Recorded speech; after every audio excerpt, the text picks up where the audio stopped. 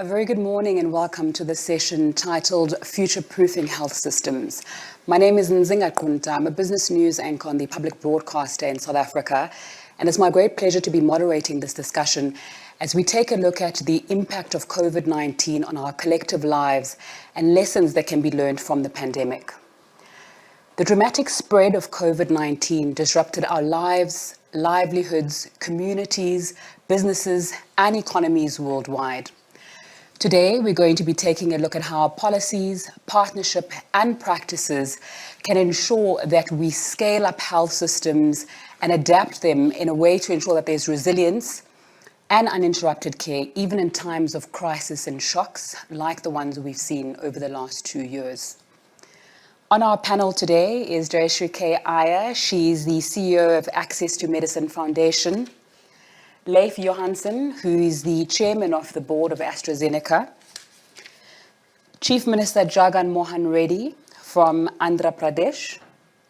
Catherine Russell, who is the executive director of the United Nations Children's Fund.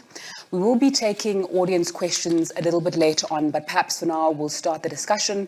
Leif, I'll start with you. As one of the companies at the forefront of the response to COVID-19, what lessons would you say you've learned from the pandemic? Well, I think you remember that we responded by making 2.9 billion doses of vaccine, delivering to 183 countries, two-thirds of which were low and middle-income countries, and at no profits. I think that was an immediate response just by saying, answering the question, can you help? And we said, we'll try and do what we could, and that worked out very well. I think the lessons in the immediate crisis really was that we need to think about going to places where we normally don't go. In our case, that meant going to academia and collaborating directly with academia, and then in a way such as to produce billions of doses of vaccine to really scale up. I think in the immediate, again, lessons learned from a government point of view should be that there need to be funding made available, decisions already having been made, like in the US, and which is now being discussed in Europe, to have funds available for the immediate crisis. Longer term, I think there are actually a few more lessons there. We are participant with the PHSSR, which is the Health, Sustainability and Resilience project that WEF and we and London School of Economics are running there. I think there's some very interesting data coming out of that.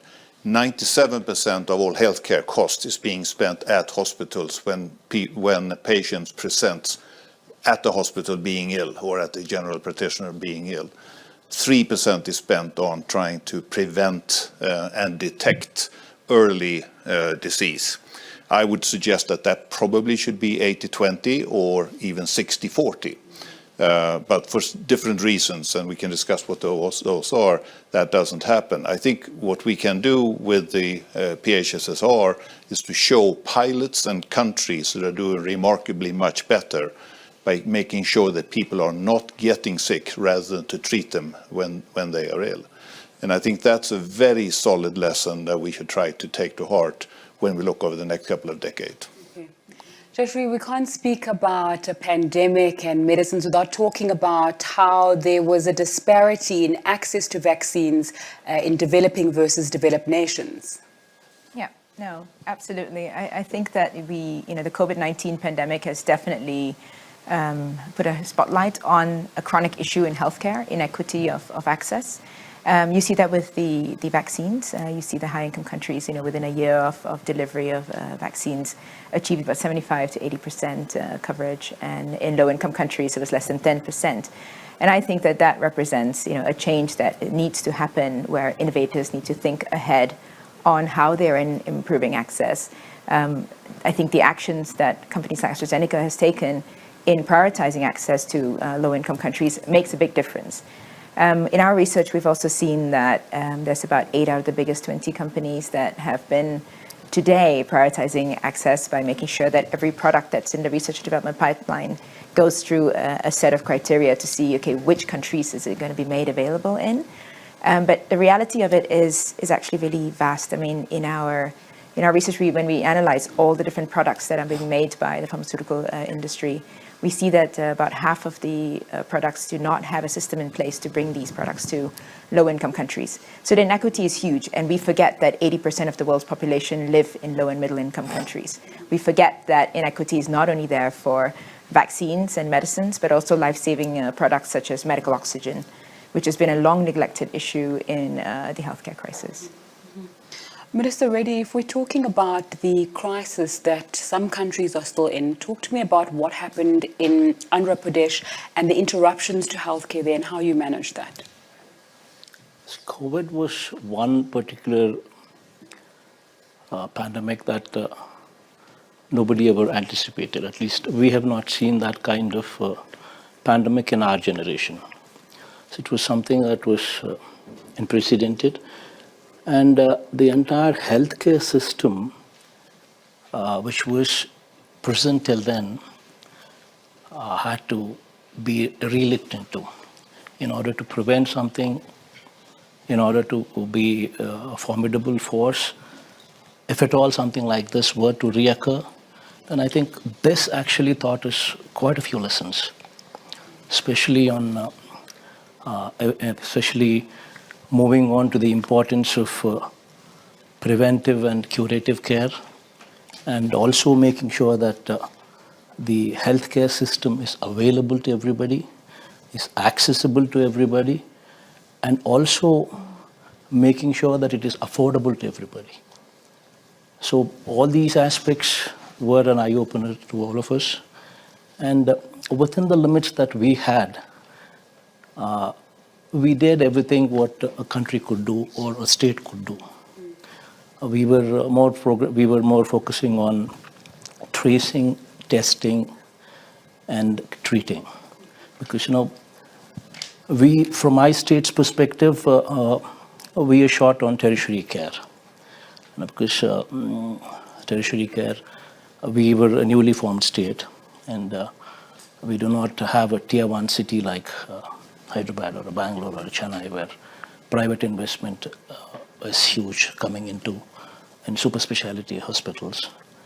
So since we had that handicap with us, so we wanted to get into the early stage, detecting at the early stage. So we conducted almost 44 rounds of house-to-house survey. We had a robust system in place with the village secretariat at every village, a volunteer system for every 50 houses. We had 42,000 ASHA workers, also the volunteers, dealing with health issues be present. And all these factors put together, we initiated this process of house-to-house survey. And in this close to 2 years of this pandemic, we've conducted almost 44 rounds of house-to-house surveys. So that was one of the primary reasons as to why we could cut the mortality rate. Even though the country's mortality rate was 1.21%, our state's mortality rate was the lowest in the country, 0.63%. So that's one of the primary reasons. So, Catherine, we're hearing about the challenges that have been experienced due to the COVID-19 pandemic on the healthcare system, but of course it's not alone there. There's also a migration crisis that's testing already stressed healthcare systems, with disruptions reported in essential services and care in over 90% of countries. I think the way we look at it from UNICEF is that there are cascading crises for children. Certainly the COVID crisis was a huge challenge for children. It drove, we're estimating, another 100 million children into poverty.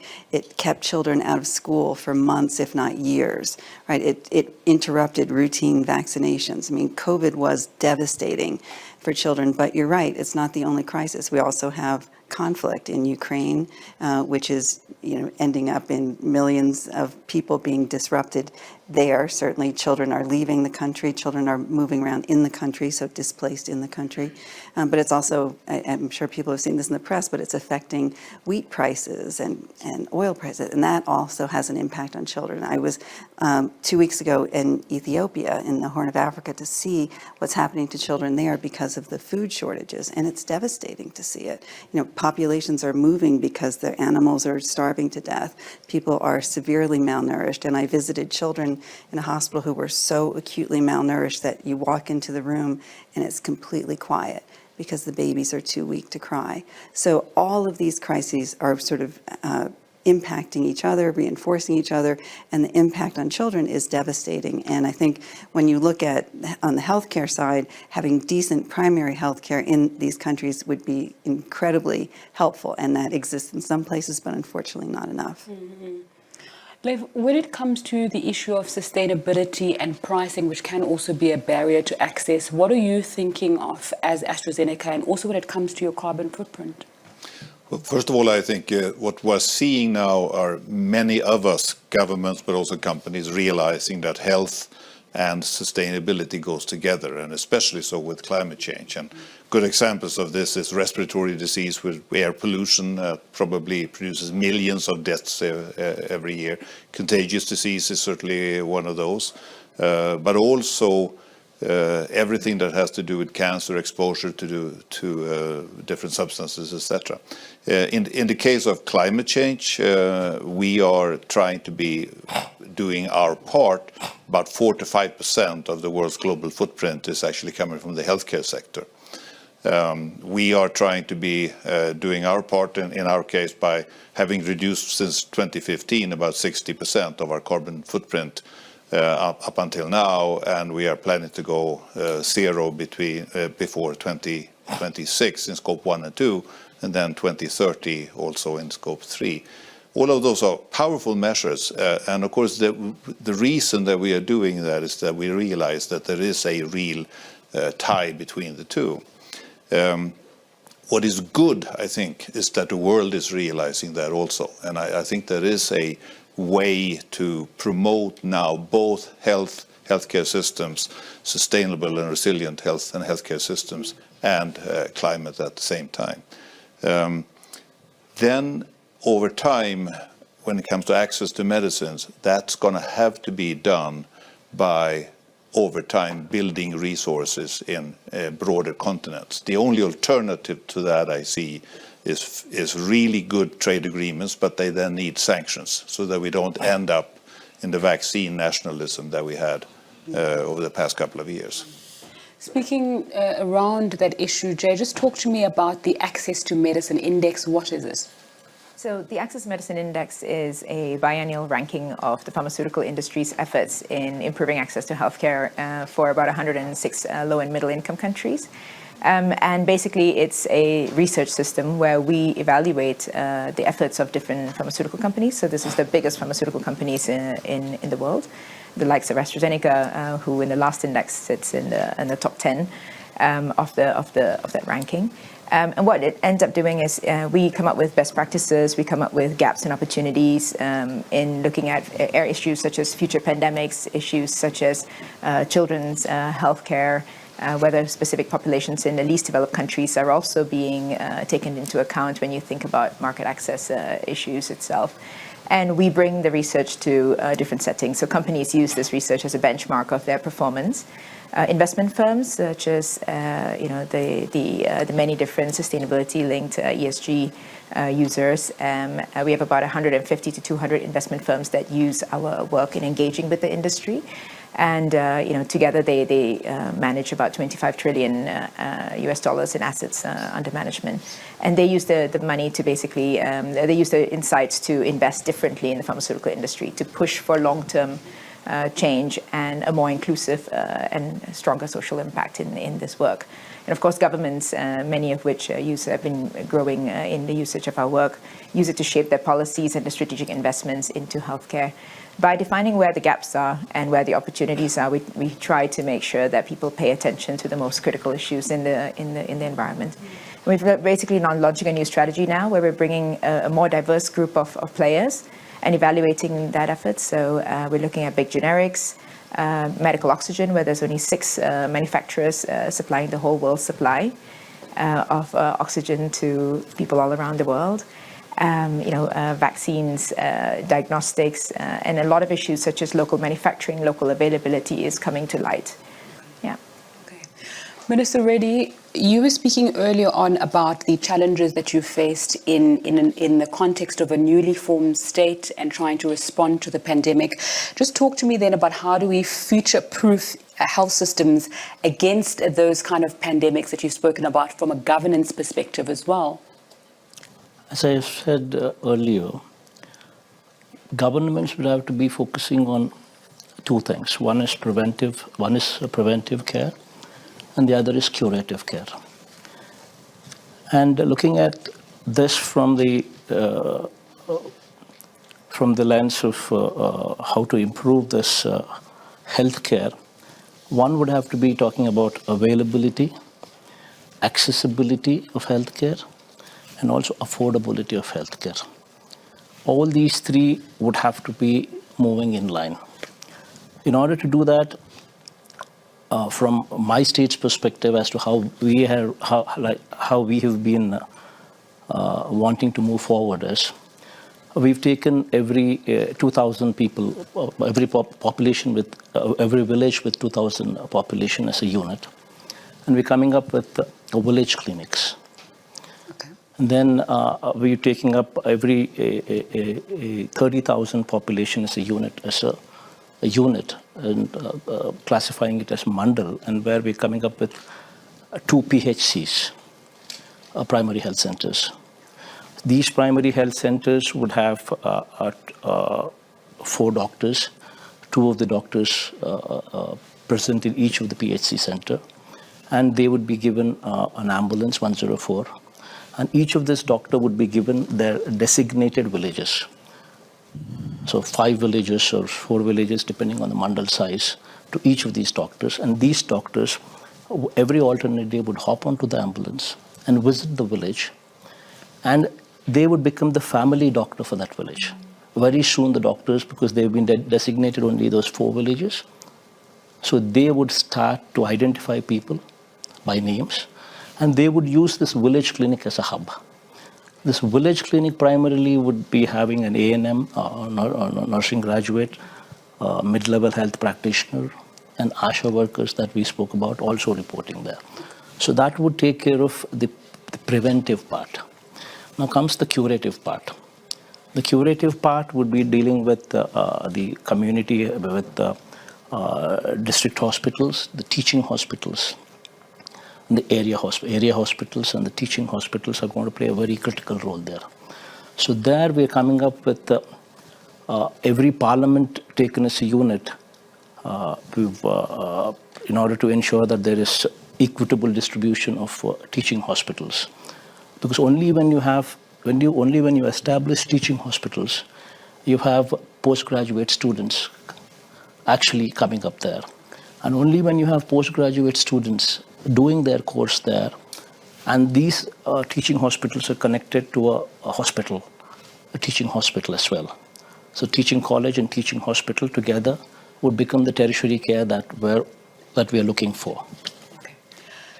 We're going to come back to that issue a little bit later on if we've got time. Catherine, when we're speaking about migration, is it correct to quantify it as a crisis, 1? And 2, what possibilities are there for planning scenarios where even if there is a crisis, there's resilience in healthcare services, and there's also a form of adequate care? Well, yes, it's absolutely a crisis. I mean, the estimates are that 36 million children right now are in migration, sort of crossing borders, and another 20 million are moving inside countries, so IDPs. And that's a horrible problem for children around the world because it's so unstable for them, right? They're moving from one place to another. We don't have good data on whether there is sufficient health care in these migration situations, but we know there's typically not, right? It's very hard. And we encourage countries that are receiving these migrants to incorporate these people into their own health systems, but I can't say that that's happening very much, and so it's very difficult. You could imagine things like routine immunizations, things that matter to children, nutrition, maternal care. All of those things are so disrupted when you're in a situation of migration, as you can imagine. As the minister said, really what you need is good primary health care. That's the single most important thing. And trying to build that up in countries and in situations where migrants are living is really the most important thing. But we're living in a world of very difficult circumstances and very fragile systems that really need to be built up, these healthcare systems, because as we saw with COVID, I mean, even a country like the United States, Western countries are pushed to the brink with something like COVID. So imagine countries that don't have sufficient healthcare, right, that can't provide that for their people. So we see this as an opportunity now to go in and really try to build up these systems, and that requires good governance, which you're seeing from the minister, but it also requires sustainable resources, which is always the challenging piece. If we keep using this word resilience when we're taking a look forward at the future, what would you say, how are we going to build resilience so that when the next pandemic comes along, because this won't be our last one, we've taken the lessons that we've learned around that and used them for that? Well, I think there are obvious places where, for example, we almost had just-in-time as religion when it comes to many countries when it came to protective equipment. That's easy to do something about, but it requires a little funding to get higher inventories of protective equipment. There is lots to be said about preparing for how to actually build medicines, how to do medicines in different countries and different continents, and be able to roll that out at scale quickly. And to do it quickly, it requires preparation to be able to do it. I would argue that good sanctionable trade agreements, such that we don't end up in immediately losing resources on a world scale just because one country does this or that, are the types of measures that we could take, longer term and more difficult, but it would build a greater resilience. We have a war call right now in many countries that says autonomy, and we should be very autonomous. All of that is good up to some level, but it creates an enormous complexity of duplication and cost if we are to do it at each country. So I would start with the first aspect of saying, let's try to make global agreements in such a way that they will actually hold even in a period of crisis. All of this, very interesting. In a minute, Jay, how do we plan to mitigate risks like supply challenges, wars, and access in the future? In a minute. Yes. So I think that early awareness and early thinking is absolutely critical. In the case of the industry, early planning for access, so that when you're designing a product, when you're thinking which products should be part of the research and development pipeline, already needs supply, needs to be taking account of supply issues, affordability issues, and how will a particular product be used in a primary or tertiary care system. I think at the end of it, you definitely need to see a closer collaboration between industry, public partners, and nonprofit organizations, getting the patient voice early on board in order to make sure that the right products are being developed, the right access plannings are being there. And I think the last thing is, the efforts of an innovator, if done wrongly or if done rightly, may have a huge impact on the downstream inequity issues. So you end up putting more pressure on a health system that is already stressed if you don't think about how to relieve that stress up and early. Thank you so much. I'm going to open up the floor for questions now, and I'd like to begin with Kezavino Aram. Please let us know also if you would like to ask a question. You can raise your hand and let us know if there's a specific speaker that you would like to direct the question to. Thank you very much. It's very encouraging to hear all of you. I think two things, and then I'll come to the question. First is, I think the pandemic has shown us fundamentally, if health is not prioritized, everything can come to a stand down. So Chief Minister Reddy, it's so encouraging to hear you. To you, my question would be that strengthening of the primary healthcare system requires a lot of effort. We know of the doctor population ratio. We know that we don't have enough doctors, but the pandemic has also shown us imagining new partnership, the religious communities and their assets, for example. So that's the question to you. And the second question, of course, is to companies like AstraZeneca, which have made such a huge difference in the transfer of not only intellectual rights and products and vaccines. India is a beneficiary. India is also a contributor.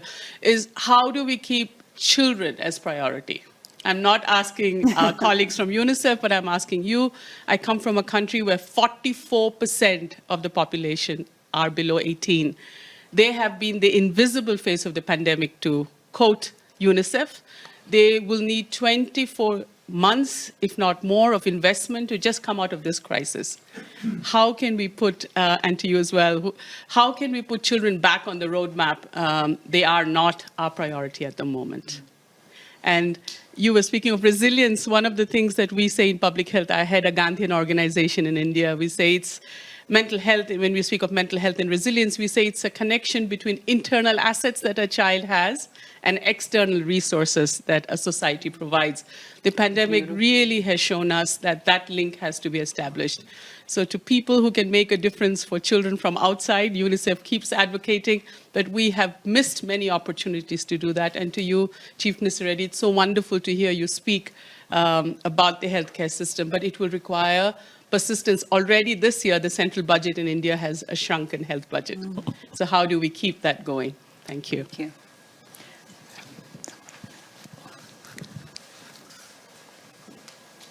The Minister start? It was a very lengthy question. It's like put forth to a lot of them. But as she rightly said, we have constraint on the funds. But yes, this is something that we need to deal with it. And in spite of our difficulties, we're pushing through with it. And we've allocated a 3-year window where we're wanting to mobilize $2 billion, 16,000 crores into this whole setup. And we are heading in the right direction, and we will do it. And as far as the doctors are concerned, as you've just spoken, we do understand that this is a predicament that we need to deal with it. And that's exactly why we are trying to open up more medical colleges. We're coming up, the state had 11 teaching colleges, medical colleges, till our regime had come in. Now we are actually opening up 16 medical colleges. So covering taking every parliament as a unit, so that there is uniformity in distribution. And a teaching hospital and a medical college together would provide for postgraduate students to come in and provide for the healthcare. So. Thank you. Let me add a perspective, I think, on primary healthcare. I've spent a lot of time in India, and I'm quite impressed with the way that India is beginning to use digital in a way to enhance primary healthcare, especially when you come out into rural areas, like in many countries. The ability to connect to someone who's an intelligent person, but also over time, artificial intelligence actually opens up tremendous amount of low-cost healthcare opportunities, which I think we should do much more of. On your question to children, I think the real world there is prevention. The real thing that we can do in healthcare systems, and possibly companies, my company is involved in some countries with this, is to enhance good lifestyle development, be able to make kids live a healthy life, but also to be part of that. That's very little cost. It's amazing, I think, that we have this 97-3, and the 3 here is for early detection and prevention among children. If we double that, that would be an enormous effort with children and at very little cost compared to treating them when they have already become ill. So I think the real world there is prevention with children. Well, if I can add a perspective there, I think that it is one of the reasons why children are not prioritized by the innovative cycle is the regulatory system, and in terms of clinical studies is daunting for a lot of different innovators to get into. And often the market size is relatively small. And when you think about access, you definitely need to think about how are kids actually being cared for, and the role of the caregiver and the role of the primary health system. As long as we keep talking about the fact that health systems are fragile, I think that you end up seeing that lots of innovators, wait for the problems to be solved before they innovate. The research and development pipeline, the the level of access for children is not going to change unless we all consciously make an effort to put children front and center in the response. And there are a lot of new platforms that are being developed. There's a platform called GAPF, looking at priority products for children, how to design differently, what does access mean, looking at supply chain improvements. But it really must include the primary healthcare system, the preventative element of it, treatment, curative, and the role of the caregiver. I think that has to be in the system itself. Okay. I'm going to open up the floor for more questions. I can see a hand here and a hand behind me. If we can just get mics to them so the questions can be asked.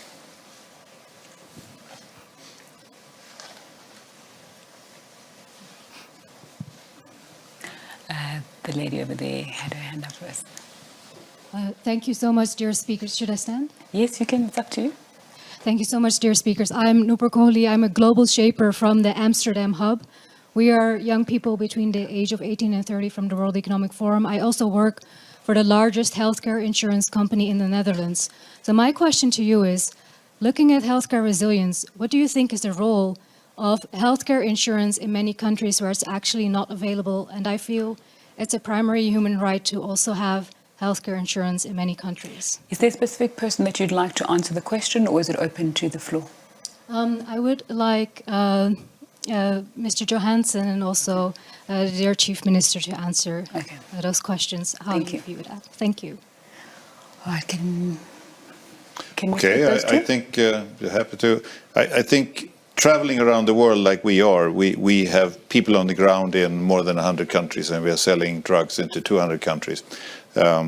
It's very good to see the development in many countries, India, China, etc., where reasonable healthcare programs are being put in place, and mainly as a government effort. How to best combine those between private and government efforts, I think, is up to each individual country. Depends a little on how it's going. But it's beginning, to your point there on human rights, I think it's beginning to be recognized in many countries that this is indeed something that we need to do and often needs government support.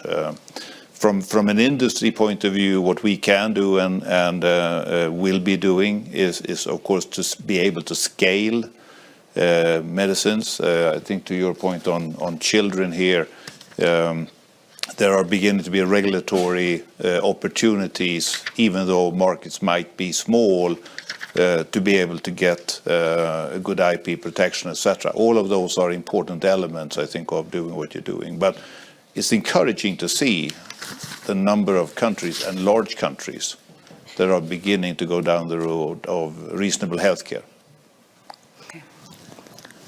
As she rightly pointed out, this is a major concern.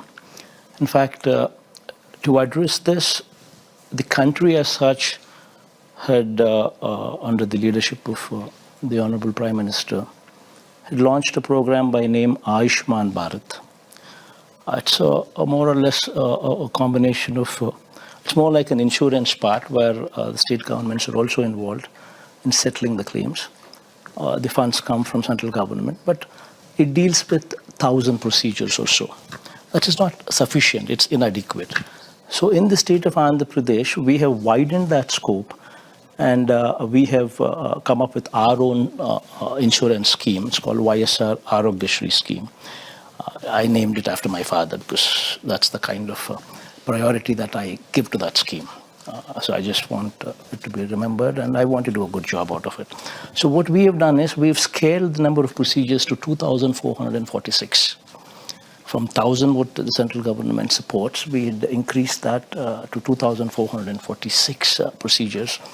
And practically, we have distributed cards to 1.44 crore houses.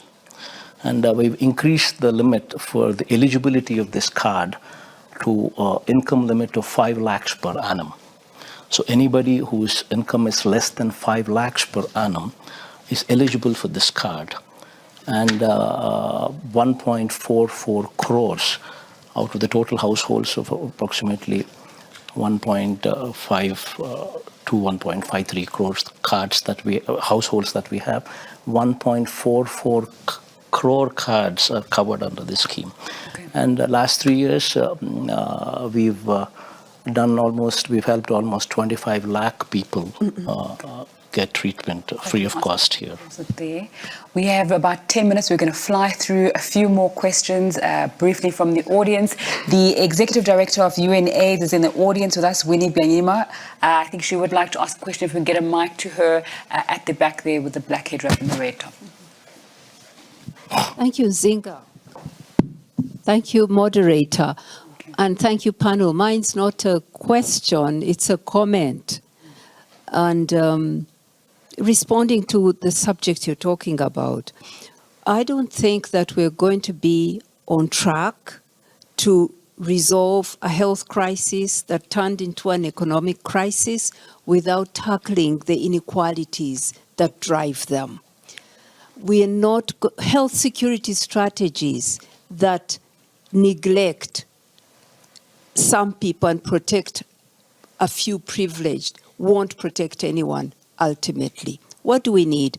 We need debt cancellation, and we need to drive special drawing rights of the IMF towards developing countries so that they can have the resources to invest in health, in education, to end pandemics, COVID and other pandemics. We need, let me put it this way, debt repayments for the low-income countries in the middle of this crisis, where several times over they are spent on health, 9 times for Africa, 9 times more to debt repayments than to investing in health. This can't be a solution.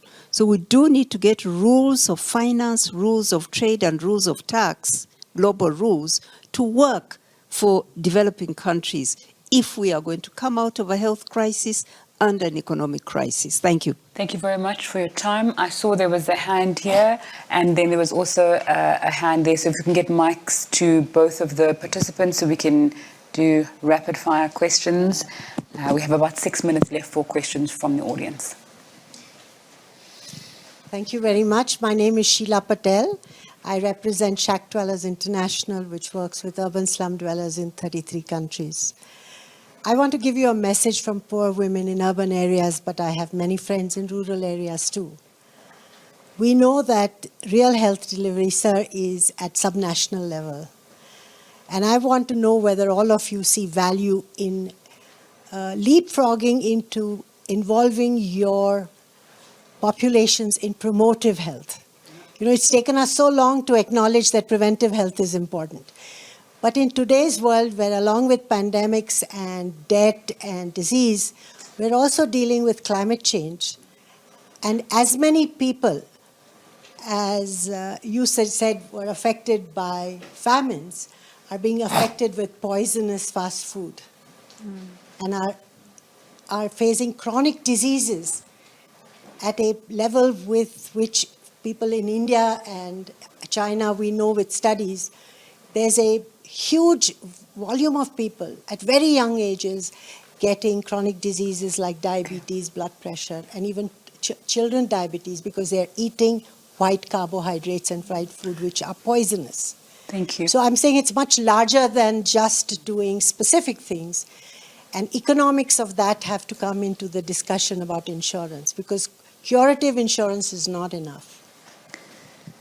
Catherine, would you like to respond to that, or was it anyone in the panel who would like to respond to that? Well, the only point I would make about that is that I think I agree and with everyone here who talks about the importance of primary health care, and I think it's really important, but I do think that nutrition is another critical piece of this. And what we see in so many parts of the world is that children don't get proper nutrition and end up stunted. And once a child is stunted, they can never catch up, ever. So that investment early is so important on the nutrition side. And I think to your point, you just have to make sure that children have the nutrients they need so that they grow properly, their brains grow properly. And if not, I think we just deal with a lifetime of problems. Okay. If we can have a mic on this part of the room, two questions here, and then maybe we're going to be able to take the last question there. All right. Hi, I'm Tripler Pell. I am a primary care doctor and trustee of the John A. Hartford Foundation. And we've talked a lot about children, but I was just wondering if you could speak to the elderly population, which was severely affected during the pandemic and will be a future problem for both developing and developed countries. Is there a specific person that you'd like to answer that question? Or it's open to the floor. Yeah, just if someone could comment on the aging population in terms of prevention. All right. I'd be happy to have a shot at that. First of all, I think in the pandemic, the elderly were clearly the population in danger, and I think that was handled well in many countries, less well in other countries, where the vaccination rate did not go up high enough into the elderly population, and thereby also protecting them, but also protecting the rest of the world. Those are things that I think we need to work out with for the next time and see how we can do that better. Otherwise, the elderly population, are the people who really cost a lot in the healthcare systems. And if you look at how much of healthcare we need when we are older compared to when we are younger, then that's clearly something that needs to be looked at. Early detection, screening efforts, all of those things actually, I think, can catch disease very early. And let me finally make a point on this balance between curative and preventive. We are trying to spend 97% of all healthcare spending in curative mode, and only 3% in prevention. Let me say that again, I think that's absolutely wrong. We seem to all agree on that, and every panel I go to, we agree on that, and then we go home and do nothing. So I think we really would want, as an outcome of this panel, to do something real there. Okay. Second last question from behind us, penultimate question. Hi, my name is Silvana Sinha. I'm the founder of Brava Health in Bangladesh, which is a technology pioneer here at the World Economic Forum. Our company offers integrated outpatient care. We're a private healthcare provider. So my question is about the role of the private sector and how we create more incentives for investment in the things that we're all saying that we need, including primary care and quality diagnostic testing. My company has raised $12 million to get to the point that we've served 360,000 patients, but we have no institutional funding because there are no institutional investors that are investing in my sector. Okay. I'd like to take that. So at the moment, the primary incentive that private sector responds to, and challenge me please, is really the availability of financing and de-risking some of the activities that they would be active in. And this goes for not only the pharmaceutical industry, but also private sector that runs clinics and things around the world. And I think we need to definitely change that to make sure that companies and private sector also recognize that there is a societal need and a social license to operate in these markets. And that combination is basically what needs to come in play in order for people to understand it as financial and non-financial incentives that need to be put in place. All right, last question from the floor. Last brief question from the floor. We'll make it brief. Thank you, everyone. Very interesting feedback. My name is André Guam, I'm a physician practicing in the US, a physician in chief for oncology for a large statewide system in New Jersey. And in the last minute that we have, I just want to raise a question and maybe have your comments, is that how we build up, part of resilience, we need to build the trust and rediscover trust of the public into our healthcare system, particularly with discordant messages, even within healthcare providers sometimes, of what to do best, particularly in a pandemic. That was something very important. So, thank you. Last shot at that question. All right, go ahead. Well, I think it's spot on. I mean, building back trust means performing and making sure that as an industry or as a government, you're delivering on your commitments. So if you don't deliver on your commitments, then you lose trust. And that's basically the situation we're facing right now. Thank you very much. Thank you to our audiences. Thank you to our audience for raising thought-provoking questions, and thank you to our panel for answering them so well and really taking a look at what we need to do in terms of policies, practices and partnerships to strengthen health system sustainability and resilience now and in the future, and sharing your experiences. I think what's come out is the importance of primary health care, collaboration with sectors, the importance of prevention and innovation, and getting ready for whatever may come. It's been a pleasure facilitating this conversation. Good morning.